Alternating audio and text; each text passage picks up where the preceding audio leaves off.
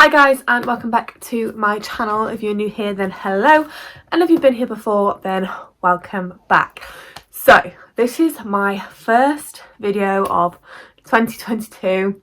I really do hope that you all had the most amazing Christmas and a really good new year, even though when this goes up we are like 9 days into the new year. But nonetheless, I all hope you had the most amazing and magical time. So as you can see from today's title, we are going to be talking about my goals in 2022. So this is a video that I tend to do pretty much every year because my goals change. So we are going to be talking about my goals for 2022. So without further ado, we're going to get into today's video. So I haven't really set myself too many goals, if I'm being honest, just because I know not everything goes to plan, and I don't know if any of you are like me, but I feel like when I set a goal, I have to achieve it, and if I don't, then I do get a little bit upset, which I don't want. So some of my goals are really achievable, are pretty standard, and some are sort of more looking sort of into the future, sort of end of the year and so on. So my first goal for 2022 is to be more healthier. So I'm pretty sure this is probably a goal for absolutely everyone at the beginning of the year. We've had Christmas, we've had all the goodies, we've eaten absolutely loads, drank absolutely loads over Christmas, and when it comes to the new year, we are literally like, yes, we're going on a diet, blah blah blah. However, I'm not necessarily going on a diet just because I have struggled with weight in the past, and setting myself a goal of weight to lose, if I don't achieve it, then again, we know, I get a bit upset about it, and I don't want to be obsessing over my weight. So instead of saying that I'm on a diet, I am literally just eating healthier and making healthier choices. So things like obviously meals, eating healthier meals, yes, still being able to have the treats, but not eating as many, exercising more, trying to get out more, and obviously just do some exercise. So that is my first goal. My second goal, which links in with my first goal, is to try and walk 10,000 steps a day. So I, since having Penelope, have not necessarily become lazy, because that wouldn't be the right word to say, because I do get out a lot. I walk my daughter to and from school. I do walk into town pretty much every single day. But I want to sort of set aside an hour a day to get out and walk, to be able to do 10,000 steps, and try and walk on like different paths as well. So not just walking to and from town, being able to just go for a walk up the road and around the estate, you know, just doing things like that. So that is my second goal, is to try and walk 10,000 steps to help me along with being slightly more healthier and slightly more active.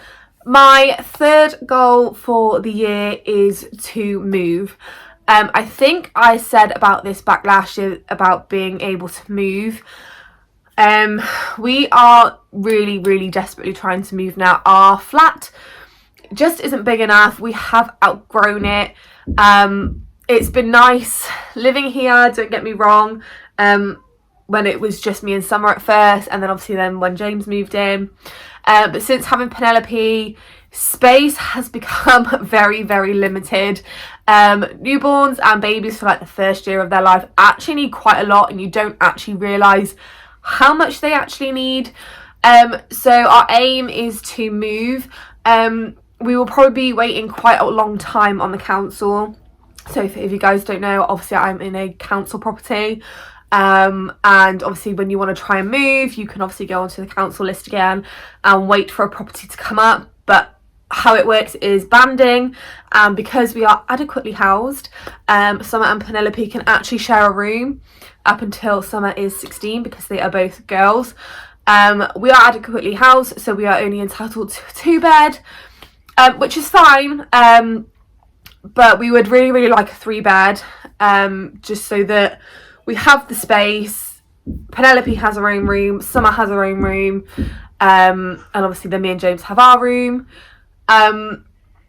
And for us to be able to do this, I think we have decided to look into private renting. I am due to go back to work this month. Hopefully we'll be able to save and be able to move privately and find a property that is perfect for us and has a garden for the kids and our own driveway and our own front door.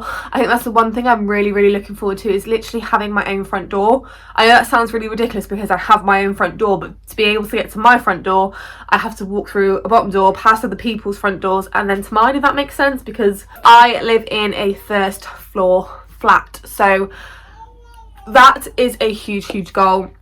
And obviously we will be taking the necessary steps to get there. This is one that I really am hoping that we get to achieve this year.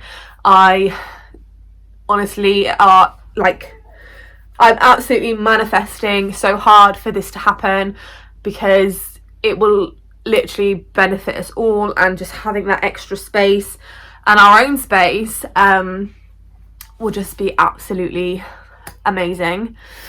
So that is another goal for this year. Another goal in which I have set myself for this year is for my small business to become quite successful.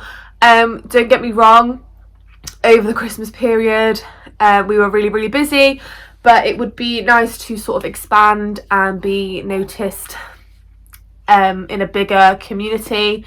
I absolutely love what I do. For those of you that don't know, obviously you will probably follow me when I did Albi Cosmetics.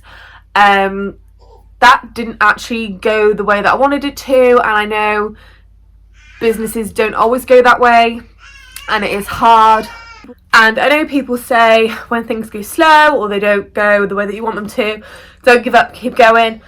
However, where I live and the business I had set up, I was only getting recognised in my area.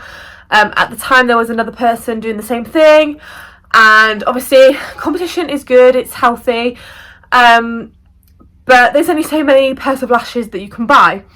So after having Penelope, I really love the idea of working from home, and still being able to be with Penelope. Obviously my business at the moment doesn't quite bring in the money that I need to be able to stay at home. So I now run a small business creating scrunchies, baby blankets, muslins, dribble bibs, you name it, I do it. Everything is handmade. I literally sew it together myself.